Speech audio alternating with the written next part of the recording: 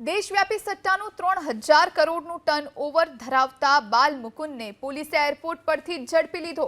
બાલમુકુંદ ઈનાની મહાદેવ એપના માલિક સૌરભ ચંદ્રાકરનો પૂર્વ ભાગીદાર છે। સૌરભ ચંદ્રાકર રાજસ્થાનના ચિત્તોડગઢના કપાસના પાલિકાનો કોંગ્રેસનો કોર્પોરેટર હોવાનું સામે આવ્યું।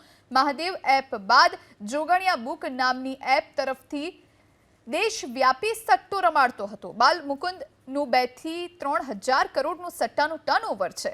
મહિલા ડીસીપી કાનન દેસાઈએ બાલમુકુંદ અમદાવાદ આવતો હોવાની ટેલિફોનિક જાણ થતા વોચ ગોઠવી હતી।